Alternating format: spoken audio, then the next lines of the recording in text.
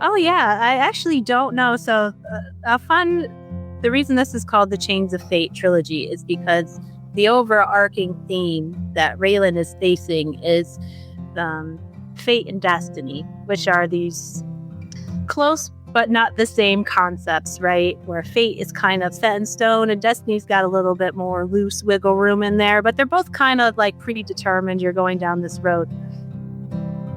So I have book 3 plotted out, except I haven't decided, and I don't know, maybe Raelyn hasn't decided exactly what choice she's going to make at the end. I can't give away too much more than that, or else, but yeah, that is still up in the air. I haven't decided yet. I'll know when I type the words out, I guess. Everybody, welcome back to Living the Next Chapter, the author podcast. If you've been like a little low in your levels of hope right now, currently, as a reader, as an author, and you're like, I wish there was a little more hope out there. Well, I found hope, and hope is here with us, which is great. So we're going to get a little bit more hope when it comes to our lives as authors and readers, and you're going to love Hope here on the show. And she's a great author. She's got great stories to tell. Daughter of the Void is one of the amazing things she's been working on, and many, many more things. So H.R. Cole, Hope, welcome to the show. Nice to have you on the podcast. Yes, thank you so much for having me. Excellent. It's good to have you here. I'm in Canada. You're in the U.S. Correct. So can you tell everybody exactly where you are in this big world of ours? I am in upstate New York, nice and nestled in the mountains, Finger Lakes region. So we have nice. Yes, we have a lot of beautiful waterfalls and wineries, and it's a kind of a touristy destination, but it's a lovely place to live. Not too far from me in Niagara Falls area. No. So, yeah, no. Good. I'll have to make a trip. Yeah, oh my gosh, anytime. Yeah, show you around. On. Beautiful. I love it. We have authors who are listening to the show, and they are looking for inspiration from another author who is further down the road than they are. They're just starting out, and they're looking to somebody like you who's actually accomplished much more than they have at this point.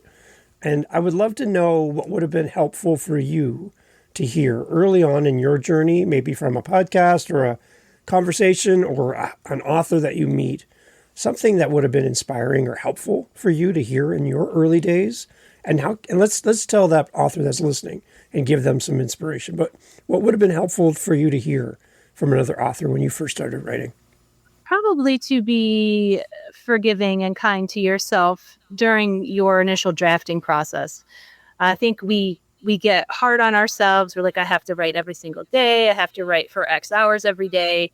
And the reality is that that's a really good recipe to burn yourself out. So if you love writing, if you're doing this because you love doing it, don't make it, even if you're getting money from it, don't make it a quote unquote job, because then the pressure of that, it can weigh you down. It can lead to burnout, and then you don't want to write. And then suddenly more and more days go by and you haven't written.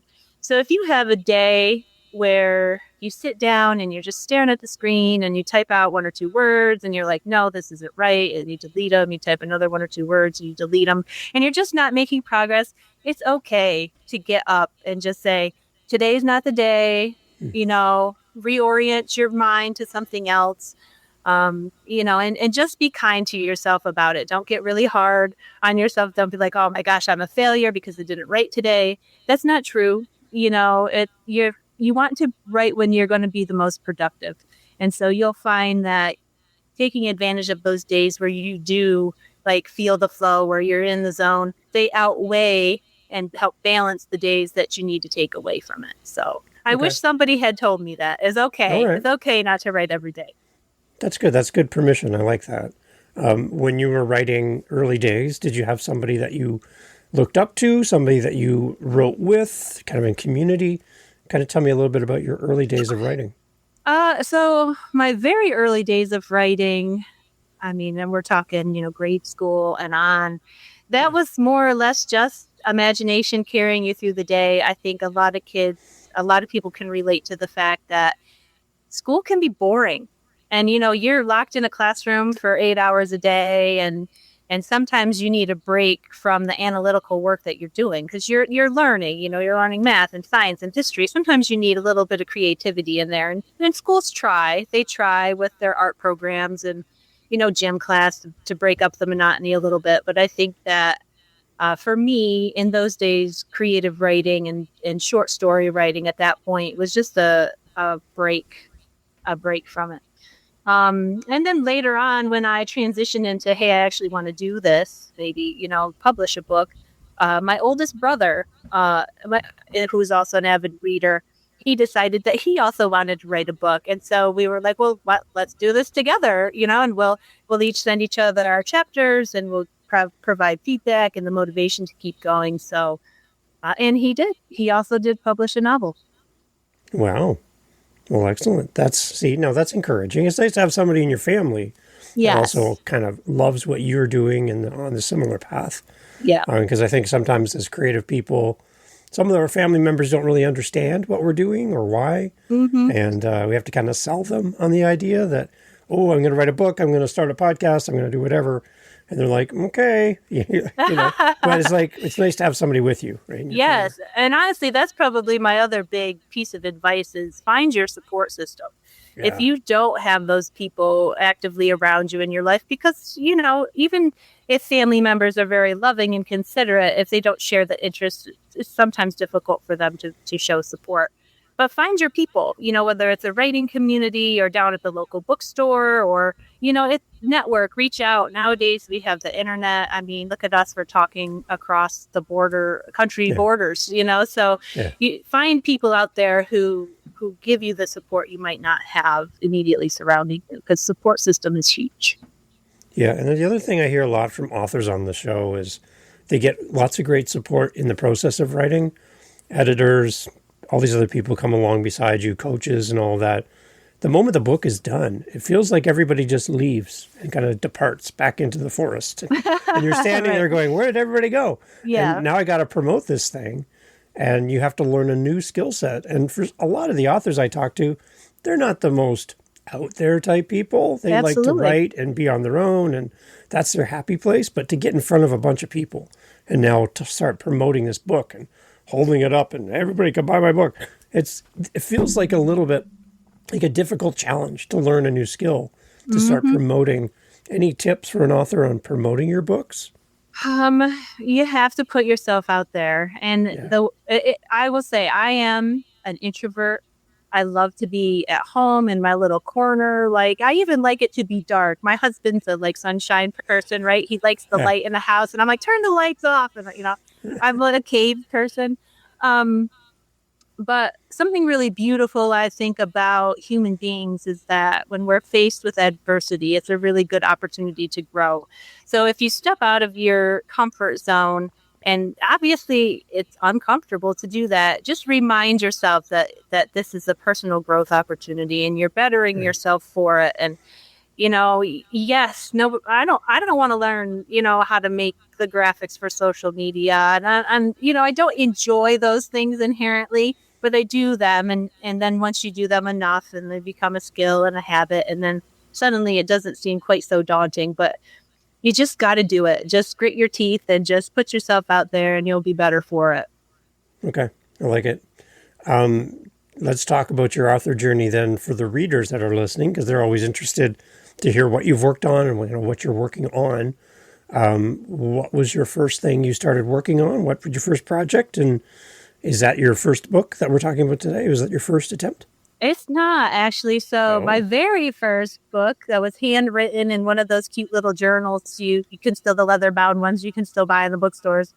And it's just because it's kind of my way to show the people around me that I care. That's how I express my creativity. So I wrote it and I put all my family members in the book, and it was just this keepsake kind of thing. So that was the first quote unquote completed novel project. But in a professional light, I did publish a young adult novel.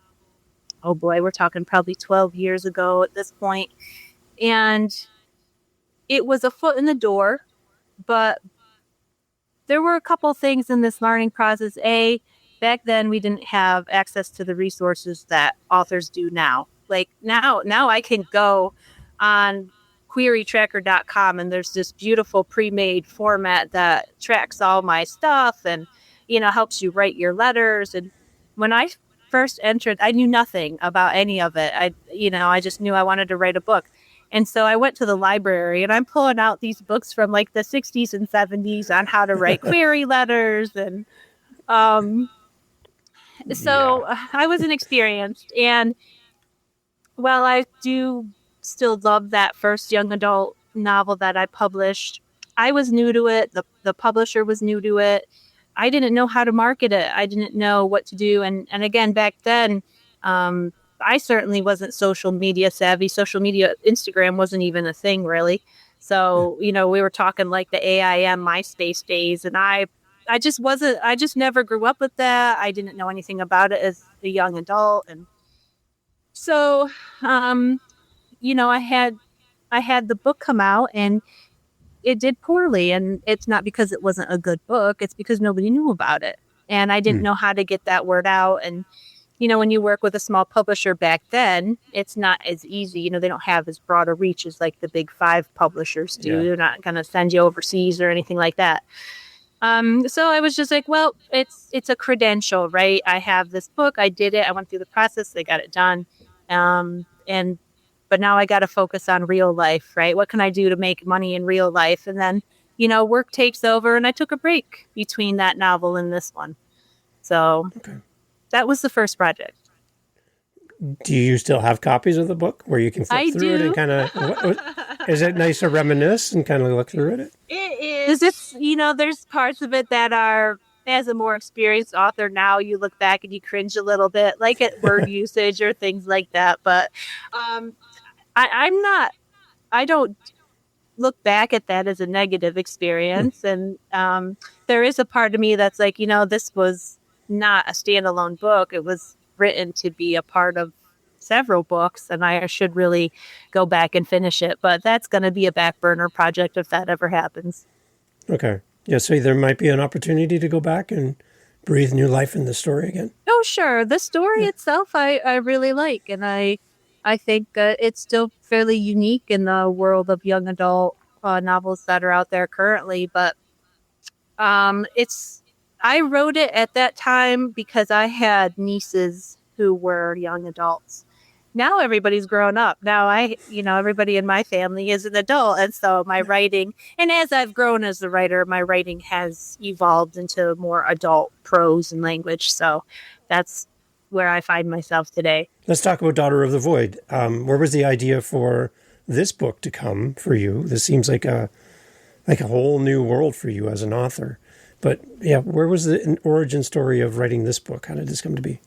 Well, a big part of it is, I would say it's two different branches of concept. So first, I had this really interesting idea for a novel magic system, and it comes from, I have this strange side hobby of, I like astronomy and theoretical physics, and so I'm very like in awe of the unseen world to our seen world, antimatter and black holes and things like that. So I was like, it would be really neat to convert that into a magic system. And so that set the stage for the framework of the world. And then as a young girl growing up in the 80s, I was immersed in fantasy and fairy tales and these love stories, the princess trapped in a tower and the heroic prince who comes to save her. So I always, in everything I read, even to this day, I always crave that element of wholesome romance. So I was like, well, it's got to be a mashup of the two, because ultimately I wrote the book because I like it. Like I didn't write to market, so to speak. This is the kind of book that I would pull off the shelf and read. And so it appeals to things that I look for in a book myself. Nice. Who would you say is your target audience for this? As the readers are listening, they're trying to figure out, is this a book for me, for someone I love, in my family? Who would you say this is written for then? Well, it's definitely an adult book. It does have one explicit scene in it. So I would say anybody who's over the age of 18 and I mean, I'm not going to limit it by gender either, because it Yeah. is a high fantasy story as much as it is a romance. So maybe romance is your thing, but you love immersive fantasy worlds. This also speaks to that. So you can read this, and if the romance weren't there, it would still be a really awesome adventure fantasy story. Okay. So take us into the world. What are we going to see as we enter into Daughter of the Void? First time reader coming to it. Your love letter, I guess, would be the one way to word it to a reader. What would you like to tell them? What would you like to Sure. say to them? So basically, you're following a self growth journey of the protagonist. She's a young woman named Raelyn, and she has this newly discovered power that creates holes in the fabric of magic, which is a part of this unique magic system based loosely on our own physics. So within that, she makes a bunch of mistakes. Okay, I wanted Raelyn to be very relatable, and I think that as much as we all love a really like overpowered character in a story who does all the right things, makes no mistakes, I wanted readers to grow with her and to see how sometimes, even if you make mistakes, sometimes you ultimately end up where you need to be in life. And so she's flawed, but she ends up on this really epic adventure with a fairly cranky mage counterpart, which that's the parallel. She could create holes in the fabric of magic, and he's a mage, so automatically they're not exactly compatible. So that sets the stage for what people call an enemies to lovers trope, where they don't particularly like each other at the start, but you see them grow and their relationship together as the book goes on. Okay. That feels like a little bit of Princess Bride. A little bit. Yeah, So, yeah, a little bit. Yeah, a of little course. bit. Another favorite movie, right? If you combine Lord of the Rings and The Princess Bride and all of those, like, man, the 80s had some of the best I fantasy. know. Oh my gosh. Yeah, there's so many. And anybody listening, if you haven't spent time looking at 80s fantasy movies, you are missing out. Come on. Come on.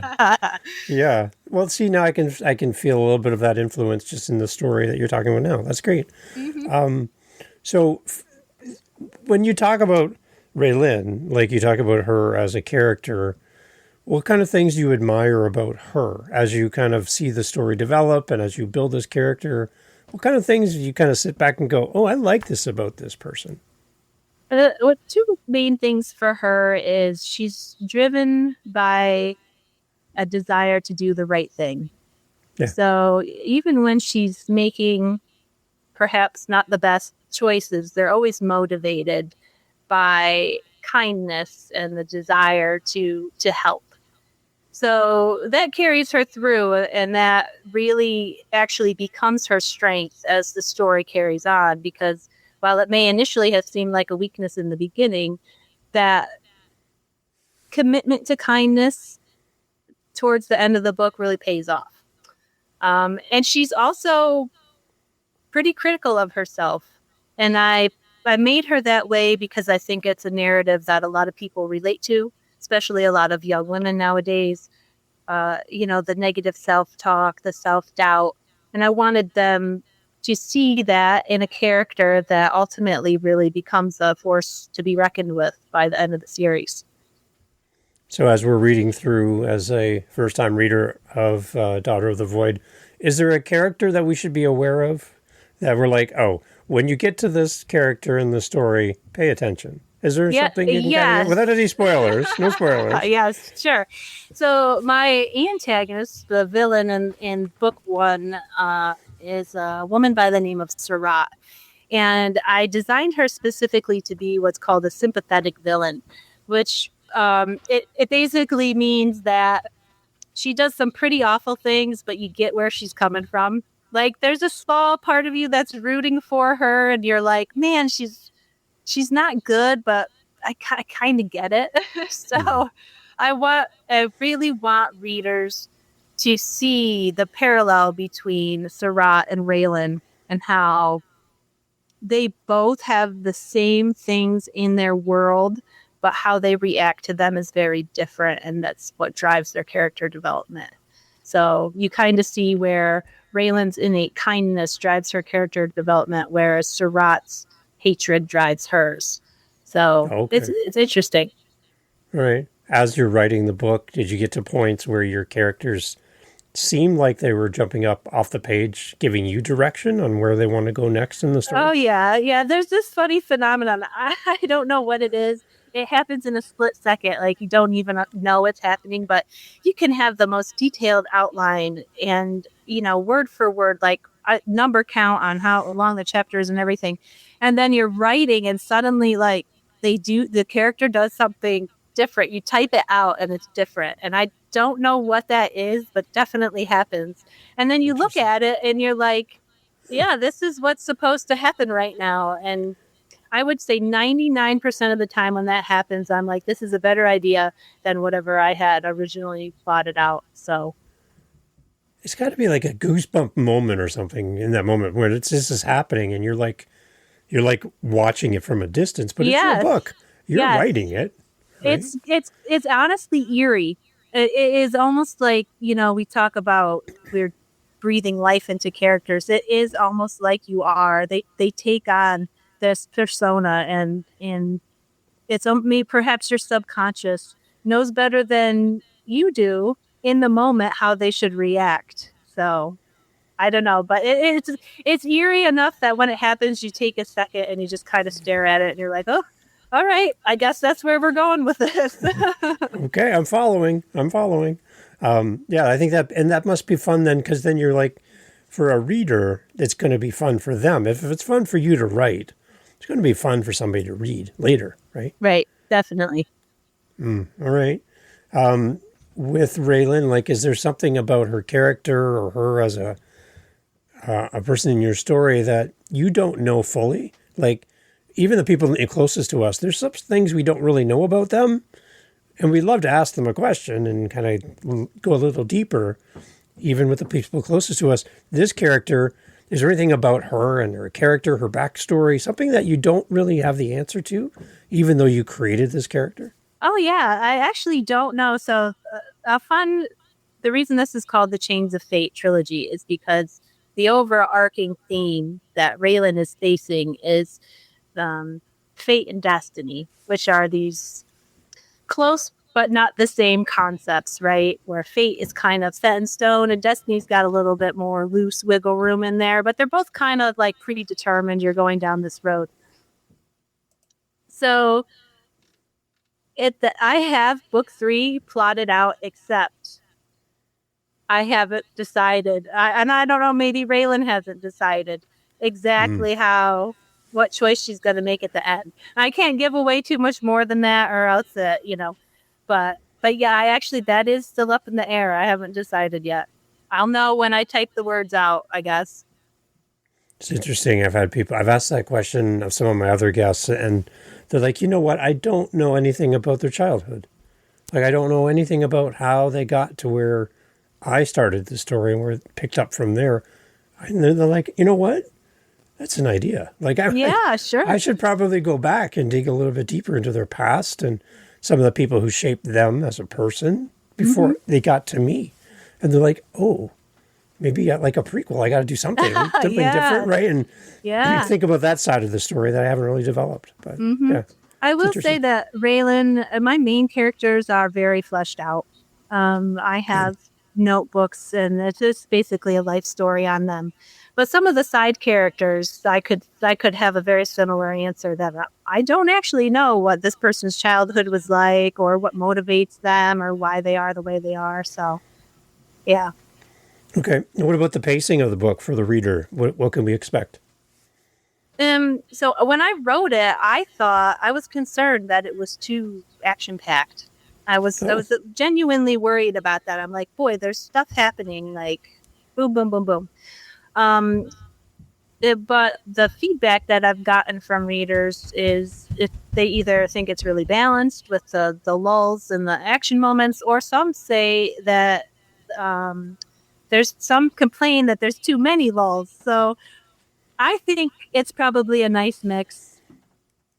You're going to get a lot of action, but you're also learning about the world. You get a lot of world creation. You get a lot of character development. So I did try to consciously balance that with action, so you aren't just doesn't feel like a history lesson. So Yeah. I think the pacing's good, but that will be up to the reader, I suppose. Everybody is drawn to something a little bit different. Okay. All right. What are you most proud of when you hold a copy of the book? You talked about your first book, and there's still some sentimental attachment to that first book that went out, that young adult book. But for this one and what you're working on, what makes you proud when you grab a copy of that, or you see it on the desk or on a website or whatever, and you're like, I just can have a moment just to celebrate. What makes you happy? I'm really pleased with the prose in this book. I have a 9 to 5 job where I do technical writing, and I always have a concern that the simplicity of technical writing sometimes bleeds into my creative writing. But in this book, and honestly in book 2, also, I feel I continued it. I feel like I managed to get a really eloquent prose that wasn't over wordy. So, it immerses the reader quickly, but you don't have to spend 3 paragraphs hearing about the colors of someone's hat. You know what I mean? So Yeah. it should draw you in really quickly with as few words as possible. If that makes sense. Right. Yeah. Just enough detail to serve the story, but not become a textbook, basically. Right. And a lot of that is also down to word usage. I think words are such an incredible tool that we have at our disposal as authors, especially in creative writing.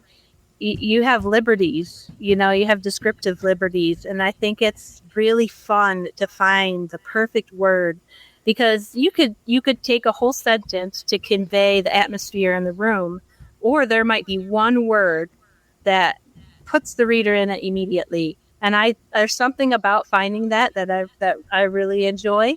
And so that is a point of pride for me, and in these books, is that I think I accomplished that really well. So when you look back at your first book and what you're working on today, you're seeing a growth, a change has happened, right? So as you continue to write, are you continuing to see growth for yourself as a writer? Yeah. Yes, absolutely. You become familiar with your own challenges of like word overuse, and especially if you work with an editor. So the first book, went to the publisher has an in-house editor, and when you work in tandem with someone who's a professional in the industry, it's very eye-opening. Little things like using the word seeped versus pooled, the imagery that they create, things like that are important, and again can be really important for the immersion of a reader.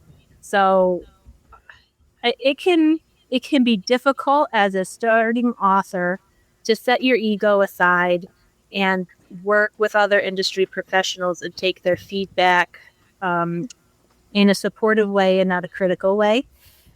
And that is another skill, that I think all of us have to hone a little bit, is that we love our work, we get attached to it, but sometimes it can be better, and we should be open to exploring the ways that we can hone our craft a little bit. Yeah, and at the same time, keeping your own voice, right? Not sounding like your editor. Like you wrote the book, your editor didn't write the book, right? So there's like a push and a pull there, I guess, going on at the same time, right? Right. You have to find an editor that you connect with well. Honestly, the relationship I think it's very similar to is that of your primary care doctor. You want an editor that you trust and feel respected by. You want to feel like you're heard when you bring something up, and that there's open lines of communication. So if you're working with a professional editor and you don't have that, it might be time to try a different one. We're not everybody's created equal. Every job area has different types of professionals in it. So find someone that really resonates with you. Okay. One thing I'd love to kind of ask some of my guests when they're on, just their opinion, as you're watching things happening in 2025 and authorship and writing. I'm seeing the influence of AI on everything that we're doing as authors and writers and creative people. Any thoughts or concerns from your perspective as an author, as people seem to be embracing more AI and maybe to help them write or even write their book for them? Do you have any kind of concerns about that as you look at that from an author perspective? Yes. From a medical writer perspective, my nonfiction writing, that job field's already almost wiped out by AI. Really? Now, that Really? sounds terrifying. And before anybody panics, it is very different from creative writing because AI is designed to reiterate facts. And if you were a medical writer, technical writer, that's what you do. So AI is doing that job and is doing it much faster than we can do it. So that's expected. Now, the creative world is a little bit safer. I think we're a ways away from having AI, having publishers with AI programs that just generate bestsellers without, an author's involvement. I personally don't believe in AI in the creative space.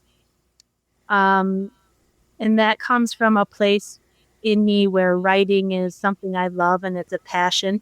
I don't look at my creative writing as this is something I have to do to make a living, right? It's my passion. It's not the thing I have to do. But there are certainly people out there who see it as an opportunity to write and write very quickly with the help of AI.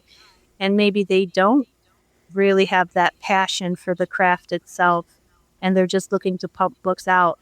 That is already an issue. I mean, several authors in the last 6 months they've left ChatGPT prompts in their final copies and been called out by the community. Wow. Yes. So the unfortunate reality though is that as authors, a lot of us care, right? It's our creative space. A lot of these AI models are trained using our existing works. They're using our language models, and that's how it started on the nonfiction side too. But do the readers care? That is a question that I can't answer.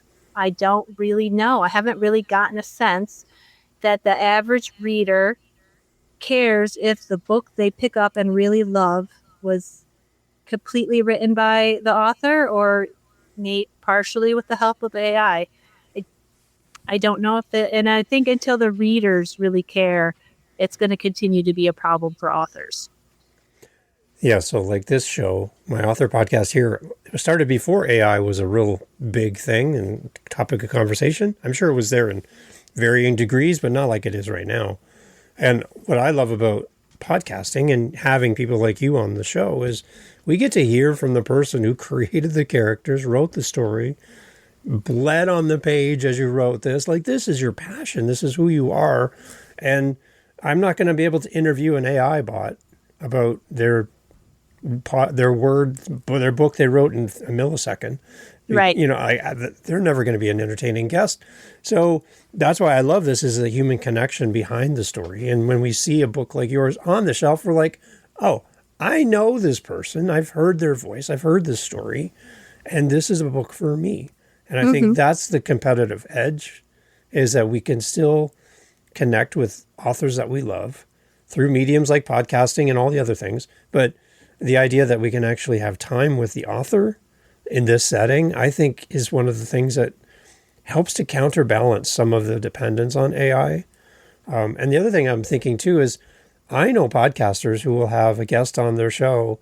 They'll take your PDF of your book, throw it into an AI model and have it create their questions for them. Yeah. They don't read the book and they just and the moment you surrender someone else's work without their permission to, and like, again, we're actively part of the problem, I think, in that situation. So I push back on podcasters and people like me who have access to your material. I think it's my due diligence to not do that and be a part of that process. A, because you didn't give me permission. B, what happens if I send your book up into the cloud and all that? I think there's just a part of me that doesn't feel right with that as a host of a podcast. Absolutely. Right? And that's greatly appreciated, I'm sure. every author everywhere is clapping for you for saying that right now. But yeah, you have to. The pirating of existing works is a real concern, and a real travesty to all the hard work it takes to put into a novel. I mean, excuse me, some of us takes years to get a Yeah. final product out, and to have Yeah. AI just swoop in and pull our language and our prose and, even some of our ideas out of it is really feel bad. Yeah. I have AI do my laundry and do the things, you know what I mean? Like, put it to Yeah. work somewhere in my life where I, could really use it. Like, don't take my creativity away from me. That's, I Yeah. need that. The effort, the money that you put into writing and Right. everything, all those expenses. And yeah, and like I said, I've had people on the show 10, 14, 15 years it took to write their first book. Yeah, Like, absolutely. how do you, one upload and that's all, Yeah, gone. And I'm like, yeah, I don't know if I like that. So, yeah. And it unfortunately is a risk that we run as authors, especially in the self-published and indie space, because part of the process is after you have your manuscript, you send it out to, advanced reader true. copies and things like that, and you hope that the people you send it to are actually reading it and generating real reviews, and not putting it into an AI that generates a review so they can just, have a fast turnover. It does Right. happen. I think we all know that that does happen. And it's, yeah, it's a real shame. Interesting. So for you out there, as you get copies of these, be careful what you do with these things and protect them and treat them with love and care because, Yes, please. the authors behind them are really, that's their lifeblood. That's why they're doing what they do. And it'd be a shame to lose great people who write great stories. So Right. That's right. yeah, I love it. Okay, Absolutely. so let's turn it back around. My podcast is called Living the Next Chapter, so I like to use that as leverage for a question. I know my audience is always anticipating. For you as an author, are we expecting more, and when? And kind of give us an update on what's coming up as you live your next chapter. What can we expect down the road from you? No, definitely. I'm committed to getting the Chains of Fate trilogy done, hopefully by the end of 2027. Okay, Book 2 is already done and at the publishers. We don't have a publication date quite yet for that. And I'm currently working on book 3, so I'm way ahead of schedule. It might even be before my goal deadline. But I do plan to keep writing after that. I have several ideas just kind of waiting in the wings. But I think my next couple projects will probably be standalone books. And the reason for that is it's wonderful to have a story that can span multiple novels. But the problem with that is, the readers want to know what happens, right? I, as an author and a reader, don't want to wait 3 years for the conclusion of right. a book. Yeah, Sometimes it's just really nice to have it all in that one volume, beginning to end, and that's it. And you can love this book and reread it, and it is what it is. So I think I would like to do a couple standalone novels after this trilogy is done. interesting. Yeah, that's a good point. It's kind of like somebody to accompany you on a flight or whatever, or when you have time to read that book cover to cover. It's nice to have a conclusion to the story. But Yes. I do like a series as well. I'm kind of torn between the two because a series gives us the idea that you can expand on the characters and the story and go deeper, and you can kind of chase the story a little bit more over a longer spread of books. So That's yeah, I can see right. an advantage for both. Yeah, right. It is hard though, because as a reader, I have encountered series that have never been finished, and it's Oh, just such a heartbreak. In fact, um, there was one series that I watched this author's website for years and years, waiting for her to get the second book out, and bless her heart, she passed before oh it no. happened. And then, the series was never finished. And then sometimes authors just abandon projects. So as a reader, you're putting a little bit of trust in an author when you pick up that first copy, that there will be a second or a third or however many to carry you through. But So yeah, I have felt the letdown, and I will not do that. I will not do that to my readers. So Promises. I love it. promises. That's right. Okay, let's send everybody to your website so they can connect with you, follow the journey, get updates, and timelines on the next thing. That's exciting. Where would you like to send the listeners today? You can find me at hrcole.com. If you're interested in some of my new and old short stories, I do have a Substack, which is hrcole.substack.com. It's free. And I'm also fairly active on Instagram. My Instagram handle is at Hidden Gems Books. And that's probably where you find most of my activity is on Instagram. But I do try to keep the website up to date. And Substack, I do update bi-weekly. Okay.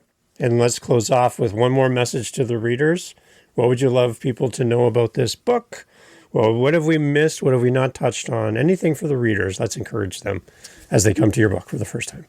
If you are a reader who is missing a really immersive, epic, high fantasy, Lord of the Rings level adventure that has the romance you're also craving, then this is the series for you. Done. Just like that. That's all it's exactly what we need. I love it. That's great. Hope, thank you so much for being on the show. I really appreciate you taking time to do this. And I would love to have you back in the future. So as you continue to write, keep us in mind. I know the audience would love to get a chance to reconnect with you and hear more about your journey and celebrate the next thing. So we'll just keep the door open and hopefully we can have you back again in the future. Oh, that sounds great. Thank you so much for having me today. Excellent. Everyone, all the information for Hope in the show notes. As always, go grab a copy of the book and follow for more.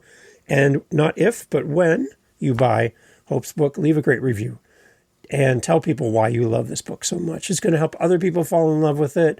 It's also encouraging for our authors to hear your thoughts about these books and what they're sharing.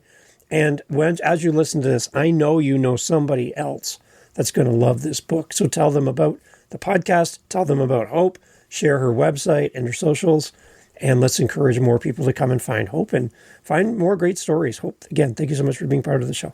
Yes, thank you so much. Hey, thank you so much again for pressing play. As you've heard, great guests on the show. And one thing you didn't hear in this conversation is what? What did you not hear? Think about it for a second. That's right. Not a single solitary commercial for a mattress or a supplement or a whatever you call it. No. Why? Because we don't want to break up the conversation with commercials.